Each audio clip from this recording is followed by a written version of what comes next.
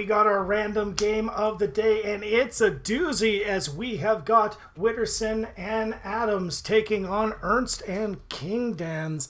And we'll take a look at their setup as soon as we step into the game. Heading over to lane number 1 so far, we've got no build. There is the Azaria, the Priestess of the Abyss setup in lane 1. That is Widderson in lane 2. We do have the Flower Start and no first turn send, so the Flower Start obviously will hold. Over in lane number 2, that is your West team. Over on our east side, we've got Kingdanzz, who started off with the Bone Crusher lead. And of course, in lane 4, with the Priestess of the Abyss, we have Ernst MD. So we've got our east lane and our west lane. And our west lane already set to clear, as the flower did its work. Kingdanzz, the only one up to 5 workers, now make it 5 workers for Adams as well. Let's take a look at what ends up being built here. A little bit of support for Adams as he builds a masked spirit. And again, just to give a little bit of a buffer so that the flower can do its work. An additional build, a Nekomata on lane number 3 to get the split. And you see, of course, the Peewee to get the split over on lane 4. Still no major sends.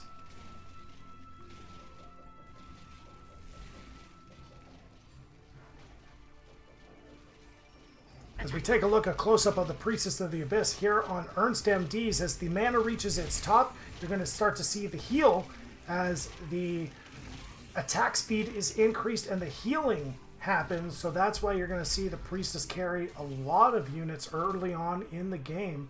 And we look down on Widderson's side. Widderson didn't even build a secondary unit, so that Priestess was able to carry the second wave without any issues.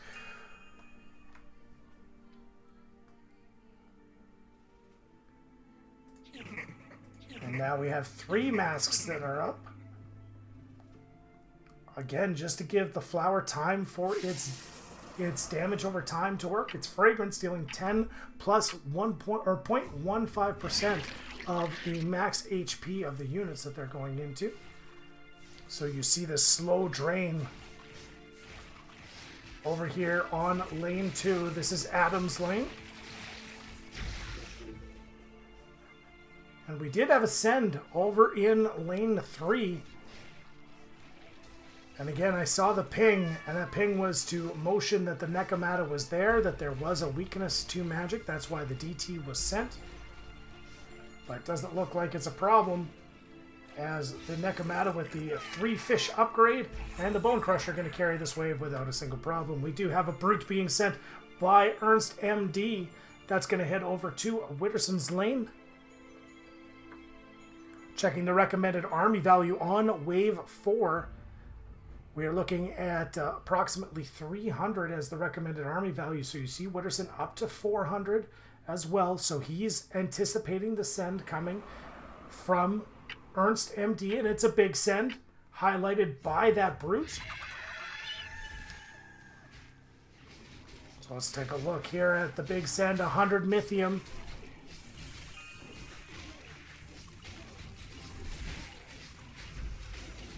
And the timing on the Priestess of the Abyss's heal ability is really poor.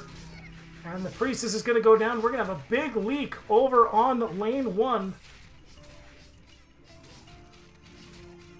And that's going to be a 41% leak. That Brute doing work early on to Widderson. So our first leak. And Ernst MD also with a leak.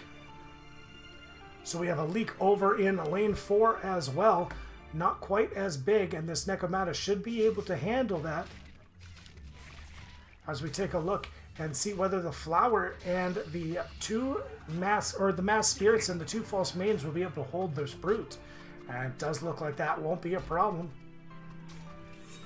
But as it stands now, pretty much everything even in regards to what was gained off of those leaks. Just a little bit more for the East team, as Kingdanzz and Ernst MT with 4 extra gold.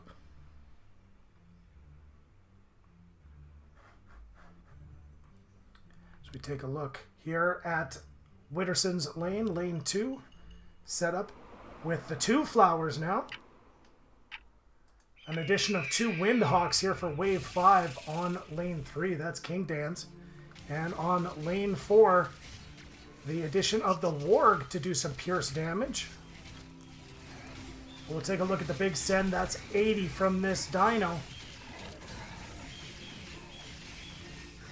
And the Dino's soaking up a lot of damage so that the Scorpions can do their work.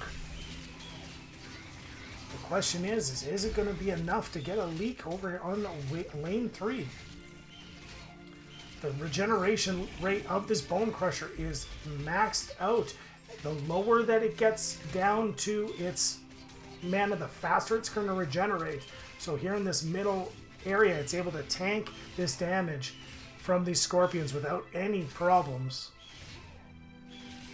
And slowly gaining hit points now.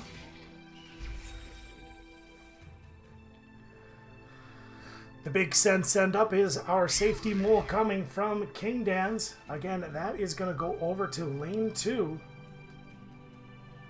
So trying to counter this double flower, this double damage over time that happens.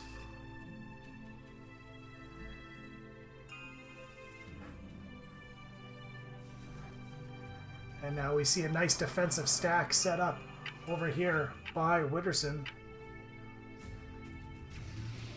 What a big send, highlighted 200 Mythium sent over on lane 2. And we'll take a look.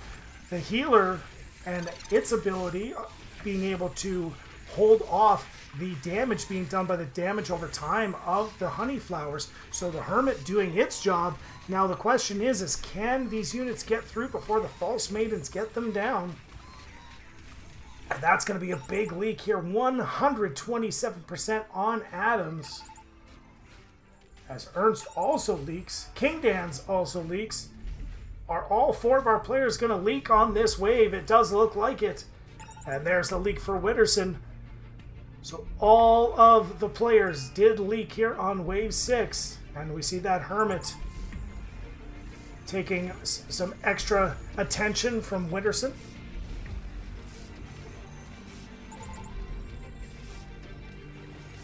And we're down here on the Earth King's side. He's down to 50% hit points as he continues to do damage, trying to whittle down these units, but very little upgrades, down to 30% life.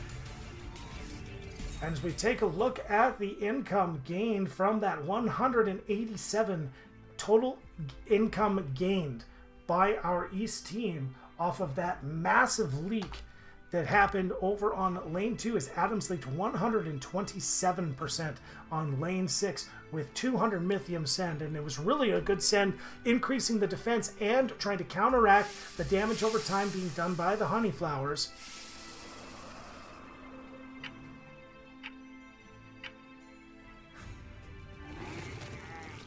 No sends on wave 7.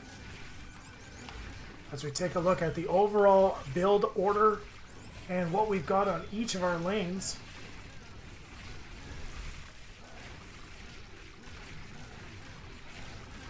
Pretty much all the players very close in regards to Mythium, very close in regards to their income per wave. Ernst perhaps a little bit behind, but he is on the lowest amount of workers, whereas everybody else is at 10 workers. It's 8 workers for Ernst MD, which is why you see his income a little bit behind.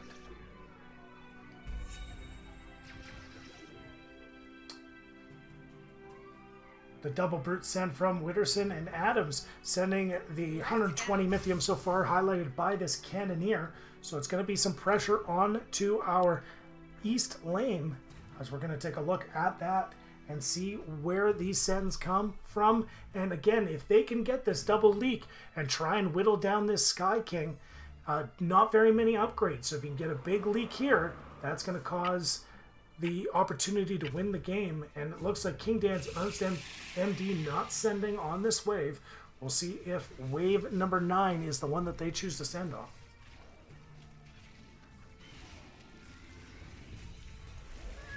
This Necromana upgraded with 5 fish.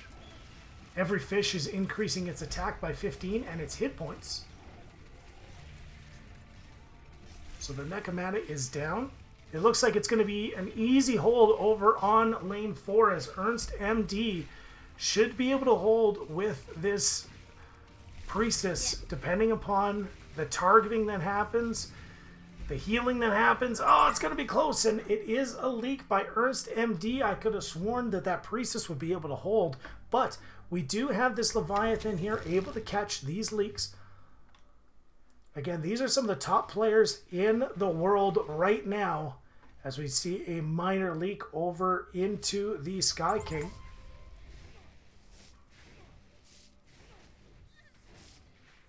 And the Sky King taking 6% damage. And here's the big send that's coming from the East team. And we do see an Ogre. And the Ogre gets extra damage every 3 attacks. It's going to get an extra swing damage. And it deals 125 impact damage on every 3rd attack. And every time they kill something, it's going to refresh. So if they've got a lot of units that they're being sent into, and if you take a look over to Widderson's side, he does have a bunch of these small little looter units. And if this Ogre can start bashing away at that looters, he's going to be able to clear them up very quickly as you see his mana increasing every time he kills a unit.